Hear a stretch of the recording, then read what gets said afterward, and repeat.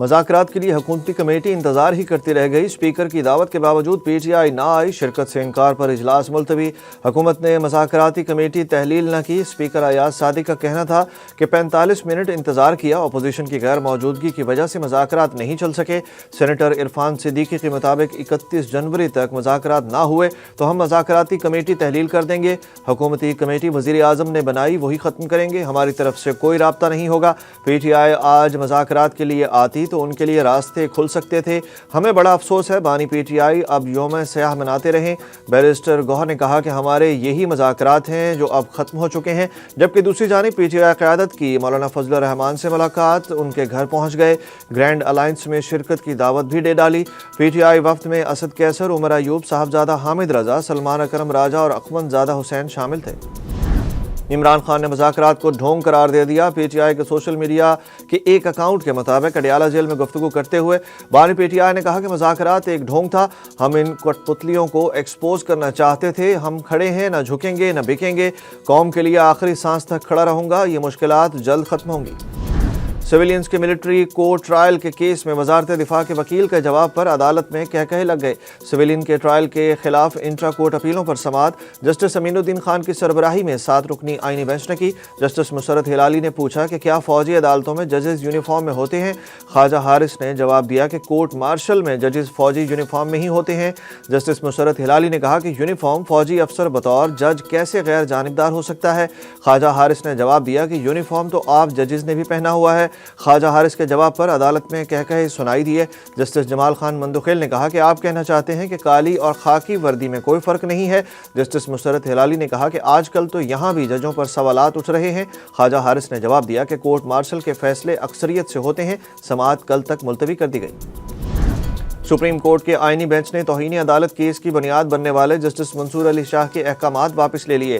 حکومت کا جسٹس منصور کا توہین عدالت کیس کا فیصلہ چیلنج کرنے کا اعلان۔ اٹارنی جنرل پاکستان نے آئینی بینچ کو آگاہ کیا کہ حکومت جسٹس منصور علی شاہ کا توہین عدالت کیس کا فیصلہ چیلنج کرے گی۔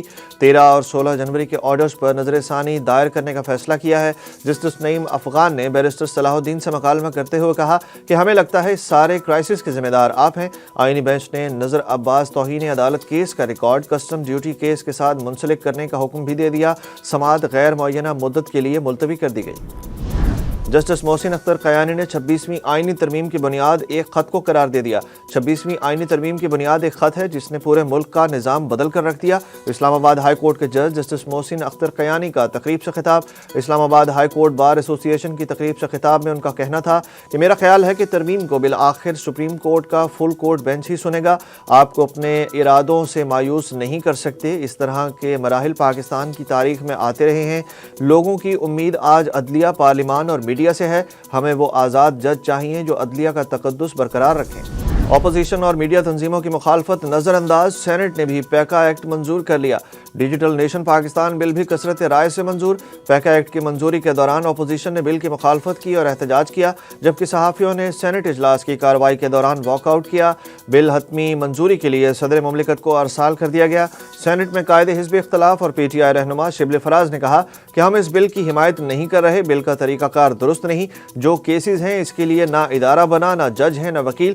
دوسری جانب پیکا ایکٹ کے خلاف اسلام آباد، کراچی، لاہور سمیت ملک کے مختلف شہروں میں صحافیوں نے احتجاج کیا۔ اگر کسی بیوروکریٹ یا وزیر اعلیٰ سے کوئی شکایت ہو تو مجھے بتائیں، کسی اور جگہ چغلی کرنے کی ضرورت نہیں۔ بلاول بھٹو نے تاجر کے شکوے کا جواب دے دیا۔ کراچی میں تاجروں کے اعزاز میں تقریب سے خطاب کرتے ہوئے بلاول بھٹو نے کہا کہ اسلام آباد میں وزیر اعظم اور بیوروکریٹس ڈھٹائی سے کہتے ہیں کہ لوڈ شیڈنگ ختم کی۔ بلاول بھٹو نے اپنے خطاب میں سوال کیا کہ کیا میں نے کبھی آپ کو تنگ کیا، اور کہا کہ میں کیوں چاہوں گا کہ میرے یا میری حکومت کے نام پر تاجروں کو تنگ کیا جائے۔ علی امین گنڈا پور کو پی ٹی آئی صوبائی صدارت سے کیوں ہٹایا گیا؟ کیا وزارت اعلیٰ بھی واپس لے لی جائے گی؟ پی ٹی آئی لیڈرشپ نے واضح کر دیا۔ چیئرمین بیرسٹر گوہر نے کہا کہ کے پی کے میں نیا صدر علی امین گنڈا پور کی مرضی سے تعینات کیا گیا۔ انہوں نے عہدہ چھوڑنے کے لیے عمران خان سے درخواست کی تھی۔ علی امین گنڈا پور کو ہٹانے کے حوالے سے صرف ڈس انفارمیشن پھیلائی جا رہی ہے، جبکہ اپوزیشن لیڈر عمر ایوب نے وزیر اعلیٰ خیبر پختونخوا کی تبدیلی کی خبروں کو افواہ قرار دیا۔ जेल रूल्स के तहत इमरान खान की बच्चों से फ़ोन पर बात नहीं करा सकते। अडियाला जेल के सुप्रिंटेंडेंट ने इस्लामाबाद हाई कोर्ट को जवाब दे दिया। Chief justice Islamabad high court justice Aamir Farooq ने इमरान खान की ज़ाती मुआलिज, अहलिया से मुलाकात और बेटों से फ़ोन कॉल पर बात करवाने से मुतल्लिक दरख्वास्त पर समाअत की। सुप्रिंटेंडेंट अडियाला जेल गफूर अंजुम ने अदालत को बताया कि इमरान खान को कैटेगरी बी के तहत तमाम सहूलियात दी जा रही हैं। टीवी और अखबार दिया जा रहा है। एक बावर्ची भी मिला है। जेल में हफ्ते में 2 मरतबा मुलाकात की इजाज़त है, लेकिन हम 3-4 मरतबा भी मुलाकात करा देते हैं। सज़ा होने से पहले बुशरा बीबी को मिलवाया जाता था, सज़ा होने के बाद भी मुलाकात करा देंगे। सुप्रिंटेंडेंट ने अदालत से कहा कि हमारे पास 8000 कैदी हैं। अगर फ़ोन कॉल की इजाज़त दी गई तो दीगर कैदी इसको अदालत में चैलेंज कर सकते हैं। हमारे पास 25 बैरूनी ममालिक के कैदी भी मौजूद हैं। अगर हम बात कराएंगे तो एक ट्रेंड सेट हो जाएगा। जेल रूल्स और हुकूमत की जानिब से बैनुल अक़वामी कॉल्स की इजाज़त नहीं है। ट्रंप के एलची रिचर्ड ग्रैनल ने इमरान खान की रिहाई के मुतालबे से मुतल्लिक की गई एक के सिवा तमाम ट्वीट्स डिलीट कर दी। रिचर्ड ग्रैनल की एक्स टाइम लाइन पर उनकी मशहूर ट्वीट्स दस्तयाब नहीं हैं। पाकिस्तान में सोशल मीडिया पर इस हवाले से बहस शुरू हो गई। ट्वीट्स डिलीट होने की जानिब तवज्जो सबसे पहले सहाफ़ी वजाहत एस खान ने दिलाई। उन्होंने एक्स पर रिचर्ड ग्रैनल का एक ट्वीट शेयर करते हुए लिखा कि इमरान खान की रिहाई के बारे में रिचर्ड ग्रैनल की यह वाहिद ट्वीट अभी तक रिकॉर्ड पर है, बाकी को डिलीट कर दिया गया। अमेरिका ने पाकिस्तान के लिए भी इमदाद बंद कर दी, मगर अमेरिकी वफ्द की ट्रंप के करीबी बिजनेस पार्टनर की क़यादत में पाकिस्तान आमद सरमायाकारी के कई मुआहिदों पर दस्तखत कर दिए। अमेरिका का आला सतही सरमायाकारी वफ्द 2 रोज़ा अहम दौरे पर पाकिस्तान पहुँच गया। वफ्द की क़यादत टेक्सास हेज फंड के मैनेजर और ट्रंप ख़ानदान के करीबी बिजनेस पार्टनर जेंट्री बीच कर रहे हैं। जेंट्री बीच के मुताबिक पाकिस्तान एक हैरत अंगेज़ मुल्क है। यहाँ का माहौल अमेरिकी सदर ट्रंप के लिए साजगार है।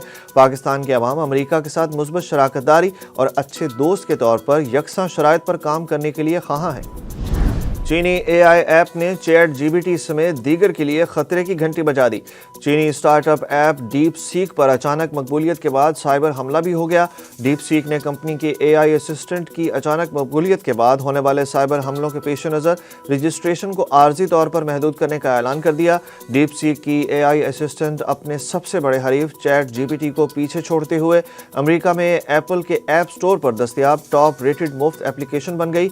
डीप सीक का कहना है कि उन्होंने अपने AI मॉडल की तैयारी पर सिर्फ 56 लाख रुपए खर्च किए हैं, जो कि मसनूई जहानत पर अरबों डॉलर की सरमायाकारी करने वाली अमेरिकी कंपनियों के मुकाबले में इंतहाई मामूली है।